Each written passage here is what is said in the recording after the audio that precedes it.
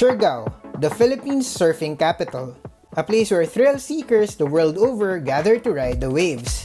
For many years now, Siargao has been luring both local and international wave riders to its rolling shores. But there's more to Siargao than surfing. The island also boasts attractions like coconut-lined roads and rivers, pristine beaches, caves, lagoons, and a vibrant food scene.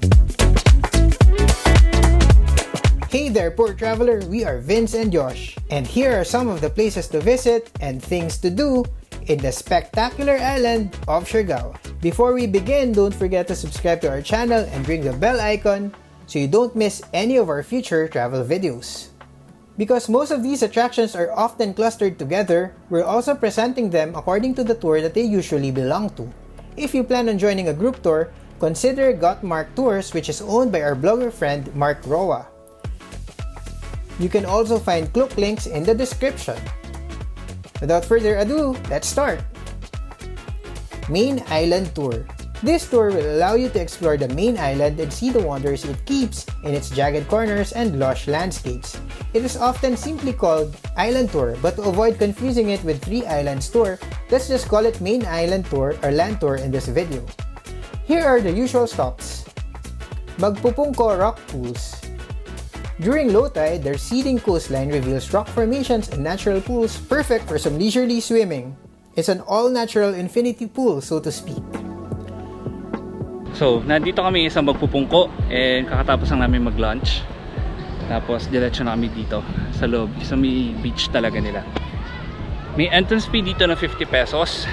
Ang Magpupungko, well-known siya para sa mga natural pools niya.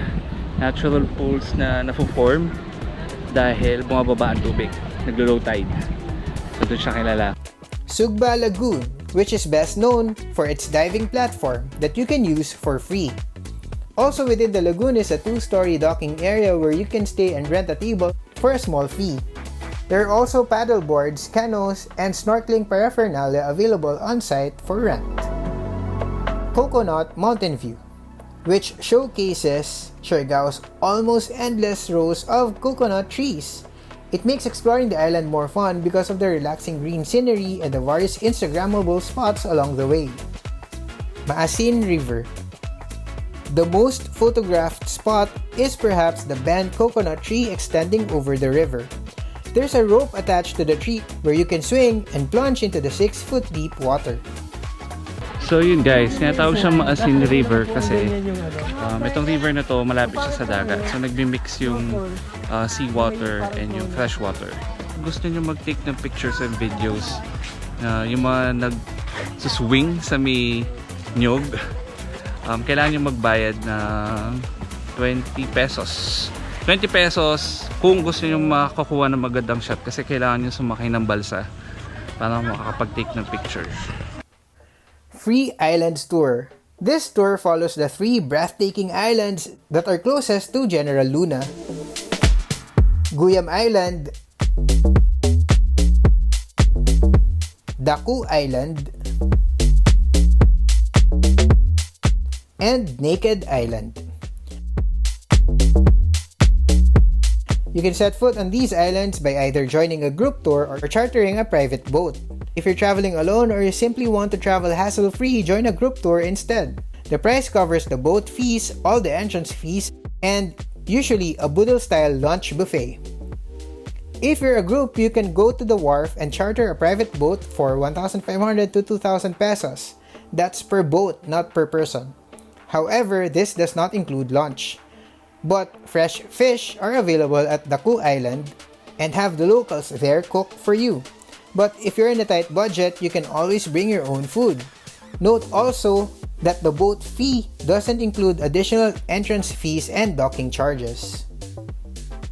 Northern Siargao.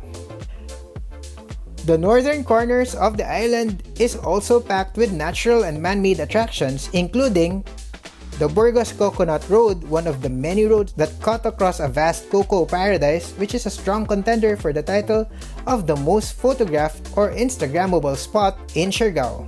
Pacifico Beach, a stretch of white sand in the town of San Isidro, about an hour's drive from General Luna. Aside from the waves, the shores are perfect for lounging and lazing around. There's also a nearby lighthouse. Alegria Beach, another quiet, public beach located in the town of Santa Monica. And Taktak Falls, said to be the only waterfall in Siargao. So if you want to check it out and cross it off your bucket list, head over to the town of Santa Monica. Other attractions: Cloud9 Boardwalk and View Deck. This promenade leads to a 3-story wooden view deck which offers a spectacular view of the Cloud9 Beach, the waves, and the Pacific Ocean.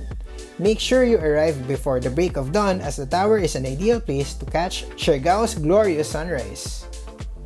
Secret Spot or Guiwan Beach or Doot Beach. Secret because compared to other attractions, it's a beach that seldom receives attention. But make no mistake, the place should be high on your Siargao checklist. It's a half-hour's ride from General Luna proper and out of the way from general hubbub of the surfing areas. But this amazing strip is worth the trip. Sohoton Cove is part of Bocas Grande Islands, an intricate network of stunning karst hills and islands that nestle breathtaking lagoons, beaches, and even caves. The crystal clear water of some lagoons carries stingless jellyfish, something tourists can swim and interact with if their timing is right. Jellyfish season begins in March but reaches its peak in July and August. Located in Socorro in Surigao del Norte, Sohoton Cove is a bit detached from Siargao but still easily accessible if you have the time and money. If you don't have too many days to spend in Siargao, that adds Sohoton Cove to the usual 3 islands tour. But because it's much further, expect the cost to be much higher too. Corregidor Island, also known as Casolian Island, which has secluded raw beaches with clear waters and snorkeling spots. The most popular attraction on the island is the awesome view at the top of its hill.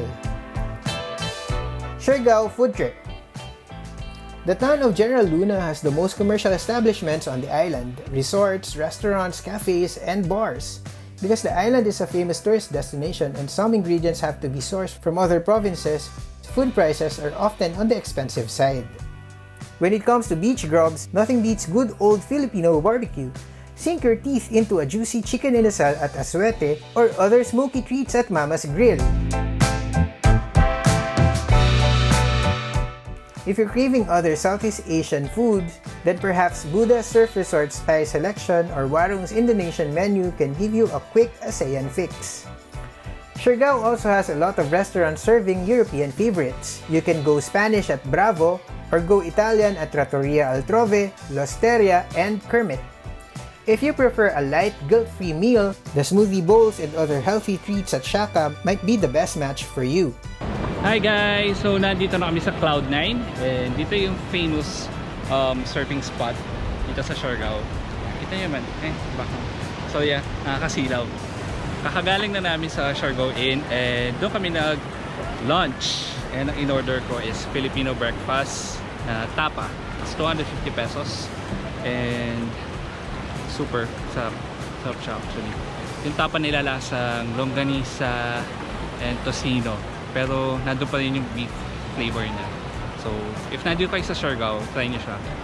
Mga price range niya is around 200 pesos to 700 yun. Pero yung 700 mga steak na yun, yung mga medyo mamahaling dishes. If you're on a budget, you can easily find a simple eatery or carinderia instead of the more upscale restaurants. Surfing. Of course, don't leave the surfing capital without surfing or at least giving it a try. If you don't know how to ride the waves, surf lessons are offered at many surf break sites. Siargao covers all degrees of expertise, so whether you are a newbie or an expert, there's a surf break that is right for you. Beginner surfing lesson starts at 1,000 pesos for 2 hours. The waves are perfect for surfing all year round, but the best time is from as early as July to as late as January. If you need a sample itinerary and other information about traveling to and around Siargao and the rest of the Philippines, you'll find several comprehensive travel guides on our blog, www.thepoortraveler.net. If you have questions, sound off in the comments section below. You can also find us on Instagram, TikTok, Twitter, YouTube, and Facebook. Just look for @thepoortraveler. You may also follow and tune in to the Poor Traveler podcast on Spotify. That's all for now, and remember, Plan smart, travel safe, and make every trip worth it.